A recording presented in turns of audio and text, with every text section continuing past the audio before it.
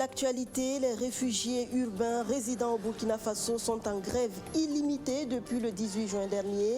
Ils exigent plus d'attention des organisations humanitaires qu'ils accusent par ailleurs de détournement de fonds.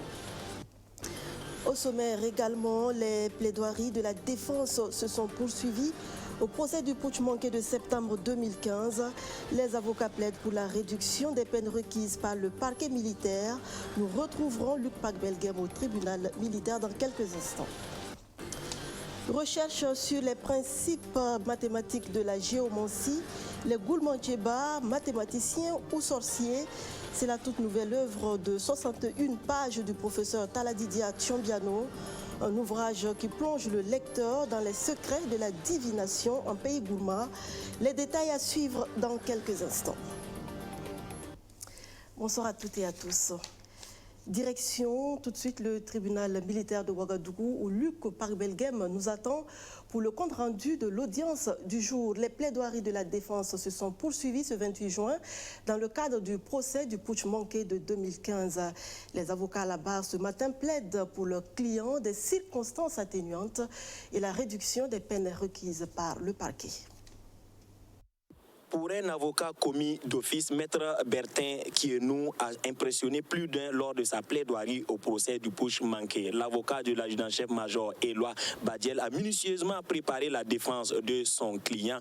Pour lui, la responsabilité du major Badiel consiste à avoir apporté du soutien pour l'arrestation des autorités. Sa responsabilité se limite là. Il n'est qu'un pauvre exécutant d'un ordre militaire manifestement illégal. Et il pense qu'il aurait commis un crime de lèse-majesté s'il avait osé dire non à un ordre venant du vénéré et du très craint le général Gilbert Diendéré. Il pense que son client, en tout cas, n'a fait qu'exécuter les ordres. S'il a reconnu coupable, il a reconnu être coupable pour l'attentat à la sûreté de l'État, on ne saurait lui attribuer le crime et les coups et blessures volontaires. Pour son avocat, on chercherait à lui faire porter un fardeau très lourd et très large pour ses frêles épaules. Pour tout cela, il demande au tribunal militaire des circonstances atténuantes pour plusieurs raisons. D'abord, son client n'a pas cherché à se dérober à la justice ni à fuir le pays comme d'autres l'ont fait. Et ensuite, il n'a pas pris de l'argent pour faire ce coup,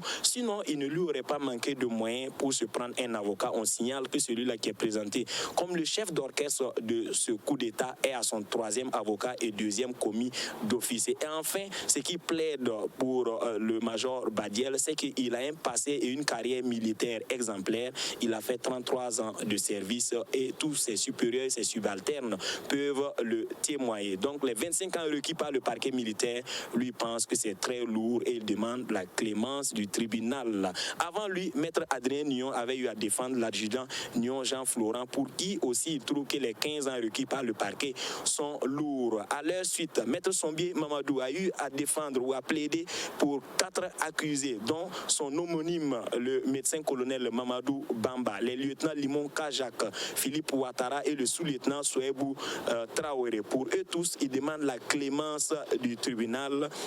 Et il a appuyé ses plaidoiries par des proverbes et des citations africaines. Et à leur suite, Maître Isaac Ndorimana a eu à prendre la parole pour Poda Silver Stanislas et aussi pour l'adjudant Dibloni Bonjaté, pour qui il demande l'acquittement pour fait non constitué et la clémence du tribunal. Tous les avocats de la défense se sont succédés aujourd'hui. Chacun a demandé de la clémence pour ses clients parce qu'il faudrait que le tribunal tienne compte des circonstances et s'il va falloir tenir compte des circonstances, en tout cas des peines très lourdes et sévères ne seront pas prises pour leurs différents clients.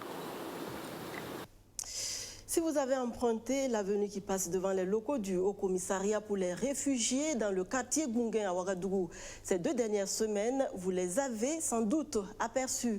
De jour comme de nuit, les réfugiés urbains investissent ces lieux. Ils sont en grève illimitée pour exiger plus d'attention du Haut-Commissariat pour les réfugiés. Rémi Lambert-Nébier est allé à leur rencontre ce matin. Cela fait 11 jours qu'ils ont élu domicile ici devant les locaux du Haut Commissariat pour les réfugiés HCR. On compte parmi eux plus de 5 nationalités.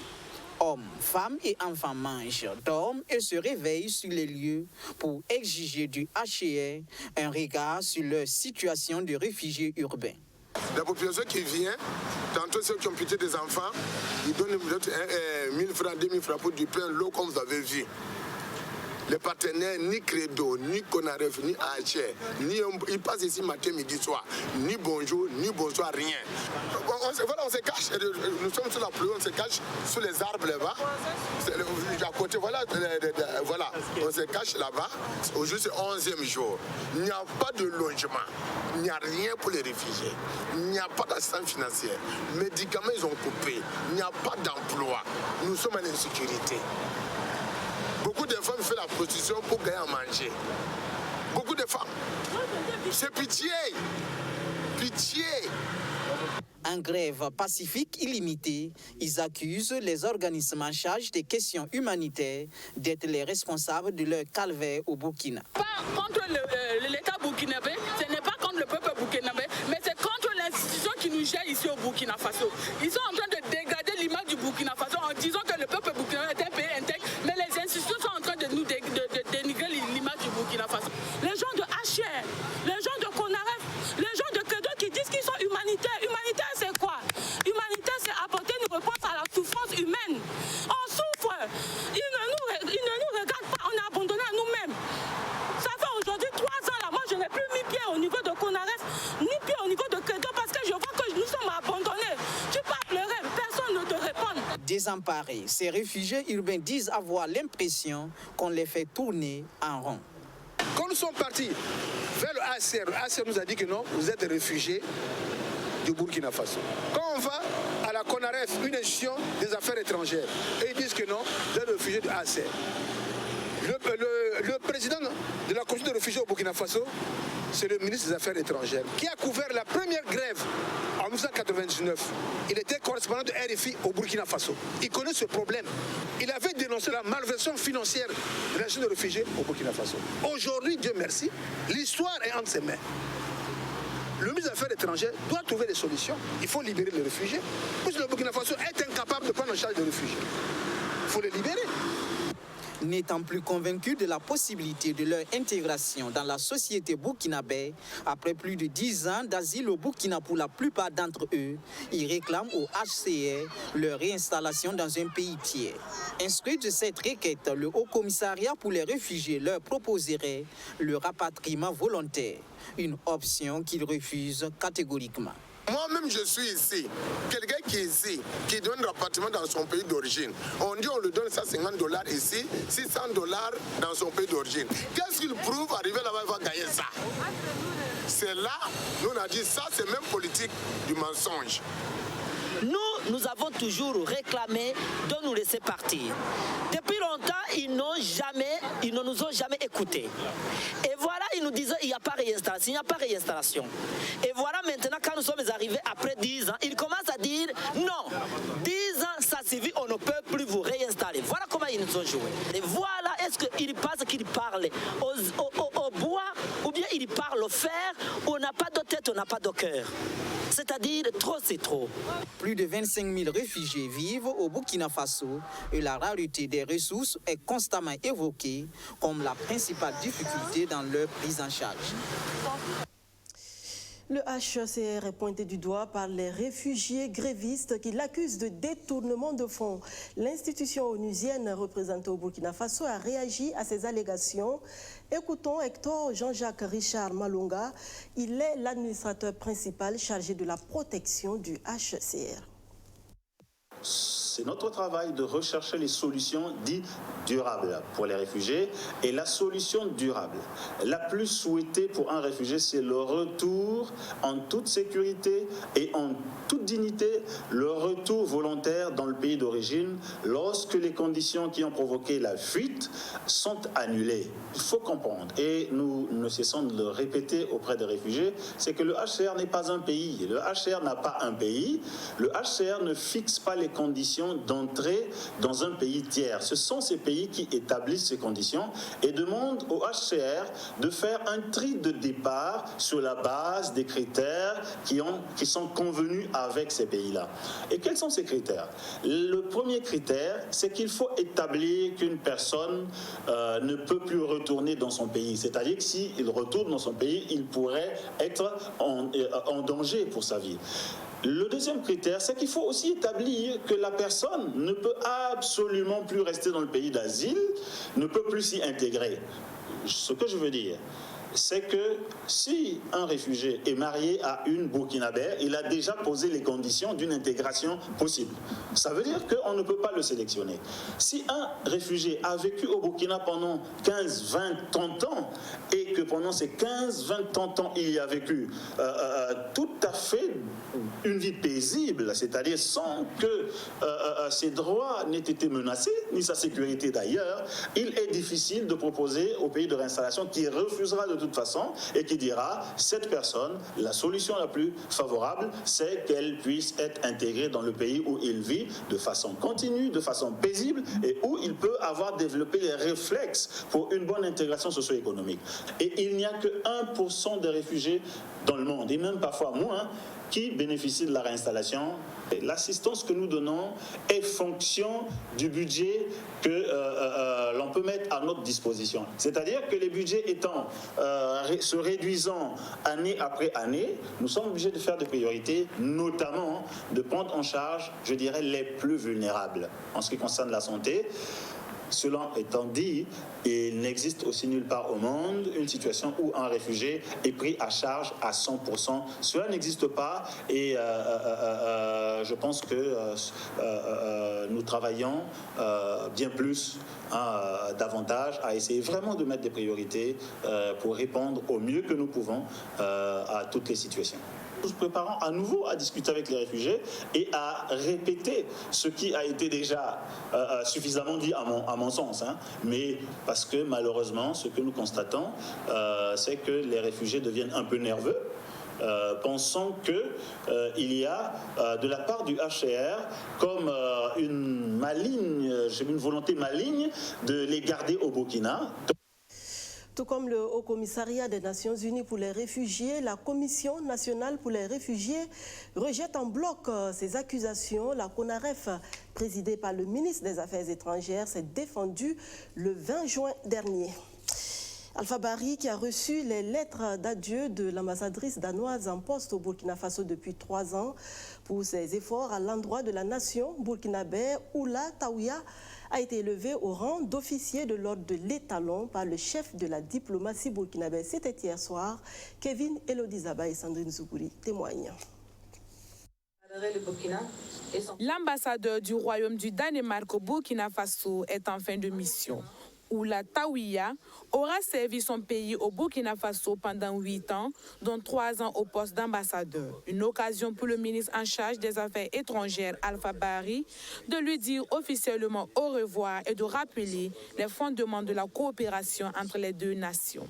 À ce titre, le Danemark a fourni depuis 1994 une aide bilatérale au Burkina Faso de l'ordre de 436 milliards de francs CFA, couvrant ces différents secteurs.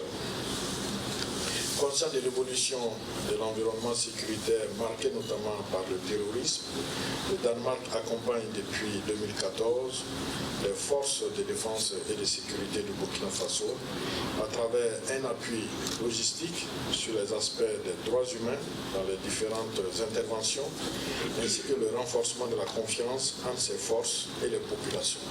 Une fin, mais aussi un commencement. Oula Taouya quitte le poste d'ambassadeur du Danemark au Burkina Faso pour celui de directrice du DANIDA Fellowship Center. Ses actions en faveur de la coopération continuent, notamment en matière de bourse d'études. J'ai eu et je veux garder avec moi, ce sont les relations avec tous les Burkinabés avec qui j'ai travaillé dans le gouvernement. dans le secteur privé, dans le secteur de la société civile. Non, mais bien sûr, on va avoir beaucoup de Burkinabés qui vont venir faire la formation avec Danida Fellowship Center dans le futur, comme dans le passé aussi. C'est des formations de court terme, mais c'est aussi des formations de plus long terme. Donc, oui.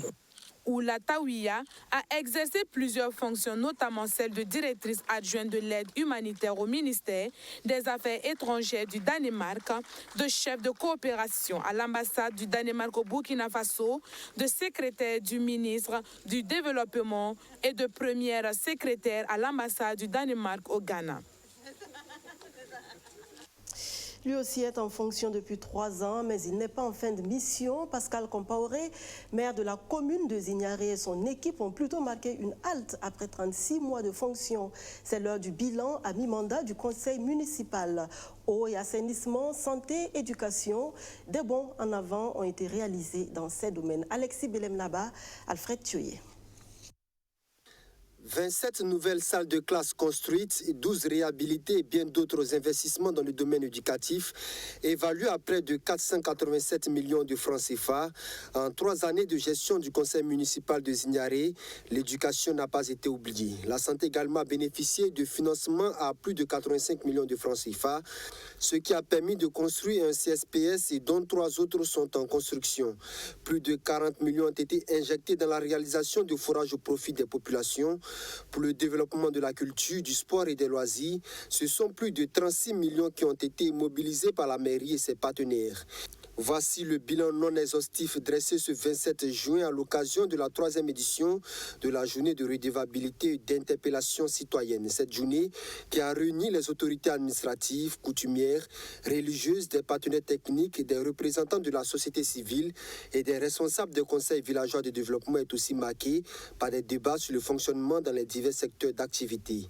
Une chose qui réjouit le maire de la commune à mi-mandat de gestion. Et à ce niveau, je suis fier et je suis conscient que nous avons pris la bonne route. Et nous retenons qu'aucun secteur social ni économique n'a été oublié. Nous avons essayé, au niveau de l'éducation, de la santé, de la jeunesse, de la promotion de la femme, au niveau même de la gouvernance locale, essayer de poser des jalons de développement pour notre commune. Et donc, au sortir de cette journée, je suis satisfait de ce qui a été fait. Au regard des appréciations et des félicitations qui m'ont été faites. Donc, c'est pour vous dire que c'est satisfaisant et réconfortant, mais nous ne devons pas dormir sur des lauriers.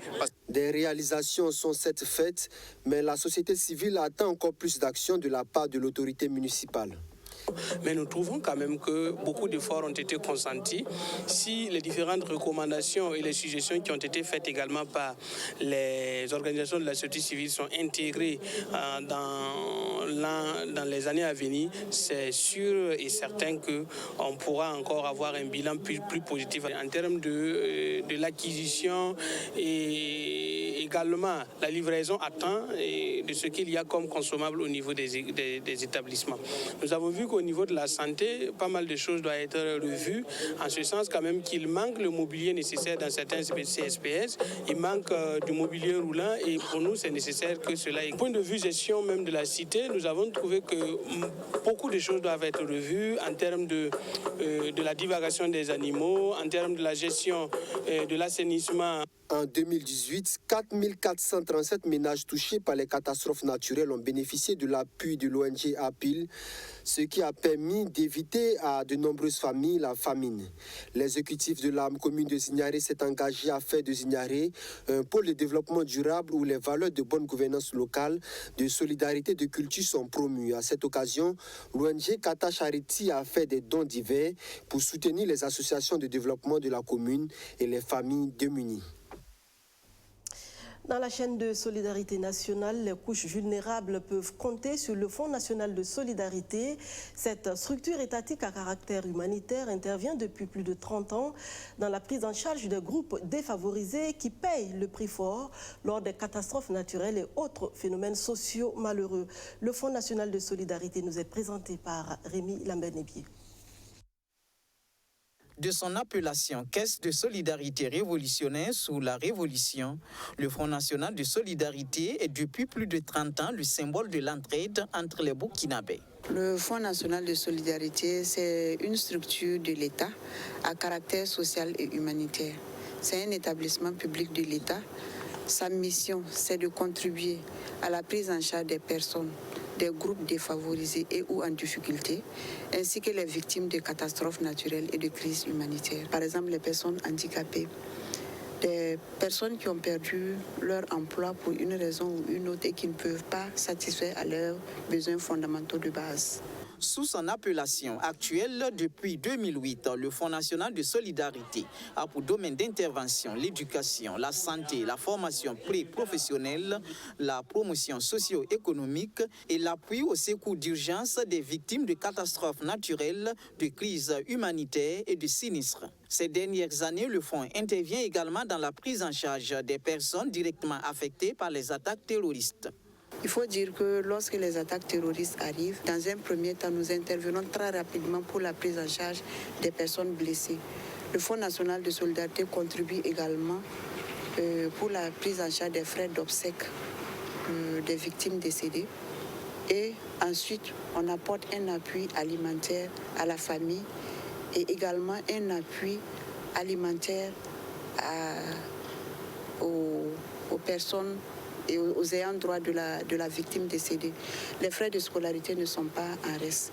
En 2017 et 2018, le Fonds national de solidarité a porté secours à des milliers de Burkinabés pour plus d'1 milliard de francs CFA, dont près de 800 millions financés par la subvention de l'État.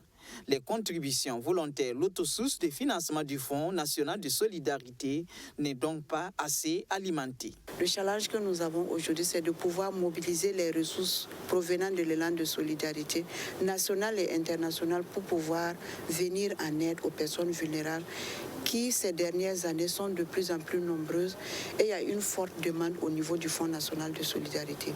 Pour les contributions, les gens peuvent verser au niveau de nos comptes bancaires. Ils peuvent aussi contribuer par Orange Money.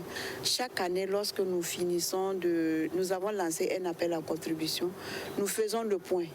Et la liste des contributeurs est diffusée à travers différents journaux de la place. Les personnes vulnérables désirant bénéficier de l'appui du fonds peuvent saisir les services sociaux, départementaux, communaux, provinciaux ou d'arrondissement. Pour mieux tisser la chaîne de solidarité entre les Burkinabés, le Fonds national de solidarité plaide pour le relèvement de la subvention de l'État et à l'instauration de sources de financement pérennes. Il n'a que 6 semaines environ pour faire de la première journée nationale de l'arbre une réussite. Le comité national d'organisation de l'événement, fort d'une centaine de membres, a été installé officiellement cette semaine. Bessogré, John William Somda a assisté à l'installation de l'équipe. Au nom de M. le ministre de l'Environnement, de l'économie verte et du changement climatique, je vous déclare en ce jour, mercredi 26 juin 2019, installé dans vos fonctions et vous renvoie à vos tâches respectives. Désormais installés et prêts à servir au plus vite, les membres du comité d'organisation de la première journée nationale de l'arbre n'ont plus que 6 semaines pour tenir leur pari. Face au constat pénalisant sur le bilan des campagnes de reboisement, le gouvernement burkinabé a institué le 28 juillet 2018 la journée nationale de l'arbre. L'installation du comité d'organisation ce 26 juin vient donner un nouvel élan à la politique du gouvernement en matière de reforestation. La première édition de cette journée nationale se tiendra dans la première semaine du mois d'août à Tinkodogo. Ce sera l'opportunité pour les plus hautes autorités du pays de joindre l'acte à la parole en s'impliquant directement dans les opérations de reforestation sur le terrain à travers tout le pays. Cette mobilisation devra contribuer à donner un nouveau souffle au référentiel national qu'est le PNDS, dont l'objectif stratégique 3.5 est d'inverser la tendance de la dégradation de l'environnement et assurer durablement la gestion des ressources naturelles et environnementales. Fort de plus d'une centaine de membres, ce comité d'organisation est déjà à pied d'œuvre. Toutefois, pour assurer un succès de l'événement et sa pérennisation, le comité d'organisation dirigé par le ministre en charge de l'environnement entend s'appuyer sur des actions fortes. Un accent particulier sera mis sur, premièrement, le choix des sites de reboisement qui devront désormais être sécurisés à l'abri de toutes les formes d'agression, Deuxièmement, la promotion d'espèces locales adaptées aux sites de reboisement et aux besoins spécifiques des acteurs. Troisièmement, la qualité des plans mis en terre pour assurer leur survie. Quatrièmement, l'entretien des plans mis en terre. Ensuite, un accompagnement technique approprié. Et enfin, un suivi régulier par des acteurs.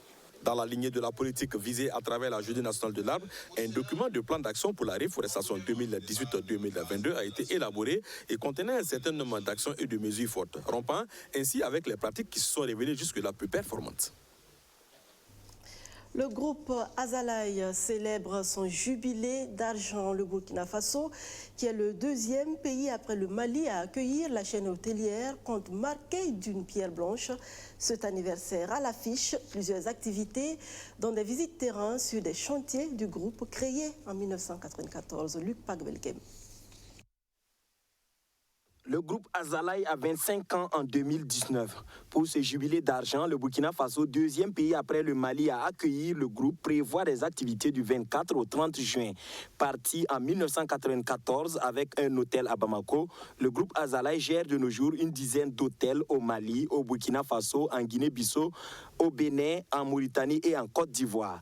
Dakar, Niamey, Conakry, Lomé et Douala sont en projet d'ouverture. Le défi, c'est maintenir la satisfaction des clients, parce qu'on sait que sans satisfaction des clients, les clients ils vont venir peut-être une fois, mais ils vont pas revenir. Le défi aussi, là, c'est de former les ressources humaines, et notamment c'est pour ça que donc on est sur le chemin d'ouvrir des écoles hôtelières. Ces élèves, les jeunes là, qu'on va former, ils vont venir travailler dans nos hôtels, ils vont trouver les emplois aussi dans les autres hôtels. Et bien évidemment, c'est la sécurité. Notre défi aussi de protéger nos clients, protéger nos collaborateurs, protéger aussi nos biens. En attendant l'ouverture prochaine de Azalaï Hôtel Indépendance, Azalaï s'essaie à l'écotourisme avec l'hôtel Dounian situé à Lumbila. Cet hôtel de 67 chambres destiné au budget moyen ne possède pas moins de commodités que les grands hôtels UP, avec des chambres de haut standing en conteneurs transformés et en bain à l'eau. Le modèle nous plaît dans la mesure où il s'investit d'abord dans la formation des ressources humaines, parce que c'est l'homme qui fait le projet. Et ensuite, sur le site ici, nous avons vu des matériaux qui jadis n'étaient pas utilisés dans la construction de ces genres d'établissements. Et c'est pour ces deux raisons-là essentiellement que nous avons dit que le groupe a forcément innové. Le groupe Azalaï, à nos jours, c'est plus de 4000 emplois directs et indirects à travers la sous-région. La chaîne hôtelière a cette particularité que tous ces hôtels sont dirigés par des Africains. Moussadek Bali est le fondateur du groupe Azalaï. Azalaï qui veut dire en touareg caravane de sel. Le groupe Azalaï existe depuis 25 ans. Le groupe Soroubat, lui, est créé depuis environ 40 ans. Au fil des années, la société s'est hissée au rang des entreprises qui méritent la confiance de ses partenaires, dont le Burkina Faso. Au pays des hommes intègres, elle a bénéficié de plusieurs marchés de réalisation d'infrastructures routières. Le dernier en date, le bitumage de la route d'Edougou-Tougan. Didier Daourou, Kwamer Vedapa. La route nationale numéro 10 ralliant les villes de Dédougou à Tougan est longue de 91 km. 8 mètres de large en traversée de grandes agglomérations et en tricouche et 7 mètres de large en bicouche en section courante. Cette réalisation, c'est l'œuvre de l'entreprise Soroubat BF, la société des routes et des bâtiments du Burkina Faso. Présente au Burkina depuis 2012, l'entreprise a su gagner la confiance du gouvernement burkinabé, en témoignent les multiples projets qu'elle a déjà réalisés. C'est notre cinquième projet qu'on a construit à Burkina. Le premier projet, c'est Dédougou Nouna. Il est réceptionné en 2014. Après, on a fait Kopela jusqu'à Saint-Cancé. Il s'agit de 3 lots. Donc, ils sont réceptionnés au mois de janvier 2019 et les 2 autres sont au mois de mars 2019. Et au mois de juin, on a réceptionné ce projet. Donc c'est le 5e projet qu'on réceptionne et on termine au Burkina. Des projets réalisés avec pour souci le respect des délais d'exécution et la construction d'infrastructures de bonne qualité. Cette performance de l'entreprise lui a valu la confiance des autorités. Elle s'est vue ainsi confier d'autres projets qui sont en cours de réalisation. Ça fait 7 ans qu'on est là. À part les 5 projets qu'on a réalisés, on a d'autres projets qu'on est en cours de réalisation. Les projets qui sont en cours de réalisation, c'est le projet de Kanchari-Diapaga, par exemple. C'est 70 km. On est bien avancé, on est à 25% d'avancement. On a un autre projet de l'aéroport de Dansan. On a pris le lot de voirie réseau des Verts. On a commencé les travaux, ça fait presque 2 mois. Et il y a d'autres projets qu'on est attributaires et on espère commencer les travaux bientôt, ça veut dire juste après la saison de pluie. Ce sont 2 projets, en fait, RM22 de Ouaga jusqu'à Konkossi, 110 km, et l'autre projet c'est de Saint-Coincé jusqu'à Kodougou, RM14.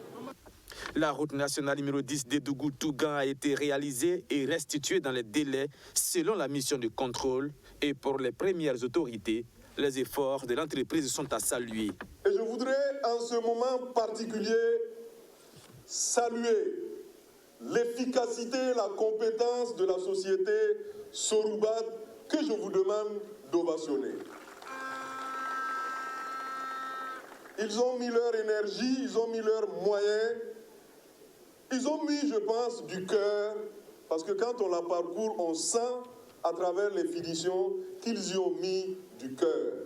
Filiale du groupe tunisien Soroubat, Soroubat BF est une entreprise spécialisée dans le secteur du bâtiment et des travaux publics. Parce qu'il pratique avec brio la géomancie, ce art de prédiction de l'avenir, les Goulmantcheba sont souvent qualifiés de sorciers. Le professeur Taladidia Tiombiano, lui, les voit autrement. Dans son nouvel ouvrage dédicacé hier soir, l'écrivain aboutit à la conclusion selon laquelle les Goulmantcheba, ce peuple réparti entre l'est du Burkina Faso, du Togo, du Niger et du Bénin, sont plutôt de véritables scientifiques. Alfred Thioye. C'est une pratique culturelle séculaire chez les Goulmantcheba, peuple partagé entre le Burkina Faso, le Niger, le Togo et le Bénin. La géomancie, comme capacité de prédiction de l'avenir, réservée à ce groupe ethnique, est considérée à tort ou à raison comme de la sorcellerie. Le professeur Taladidia Tiombiano apporte sa contribution au débat à travers une démarche scientifique, à savoir l'épistémologie. Je me suis fondé exclusivement sur les principes mathématiques. À savoir, on commence par la théorie des probabilités, parce que c'est le jeu de hasard. Et ensuite, tout le reste, je fais intervenir le calcul vectoriel, le calcul matriciel, les permutations. Et surtout, la géomancie est basée sur la base 2. C'est composé de 0 et de 1, un système binaire. Et à partir de ça, vous pouvez faire toutes les démonstrations. On n'a pas besoin d'être gourmandier pour apprendre donc la géomancie. Recherche sur les principes mathématiques de la géomancie, le Goulmantcheba, mathématicien associé, est un ouvrage à travers lequel l'auteur recherche les bases mathématiques de la géomancie. Il parvient à la conclusion selon laquelle les Goulmantcheba ne sont pas des sorciers. C'est un apprentissage. C'est comme quand vous mettez vos enfants à l'école. Ils vont apprendre, il y aura ceux qui vont devenir très bons, très brillants, et il y aura ceux qui vraiment seront des médiocres. Et dans le cas de la géomancie, c'est exactement. Vous pouvez par exemple trouver un jeune géomancien de 15-16 ans, mais qui est beaucoup plus fort que la plupart des vieux qui pratiquent la géomancie. C'est une question d'apprentissage, de don. L'auteur rappelle ainsi que les mathématiques n'ont pas été inventées par Boole, Leibniz et Neumann, mais se fondent sur les bases de la mathématique de la géomancie. Selon lui, la géomancie montre que les thèses de Cheikh Anta Diop sur l'Afrique berceau de l'humanité et des mathématiques est une réalité. L'ouvrage est fort de 61 pages, subdivisé en 4 grandes parties. Le professeur... Peut-être que vos rêves se réaliseront un jour, peut-être qu'ils ne verront jamais le jour. Mais ce qui est certain, c'est qu'en ayant espoir, vous trouverez la force et le courage nécessaires pour vous battre. La volonté d'avancer ouvre les portes du possible. Ne l'oubliez pas. Bonne soirée sur BF1. À demain.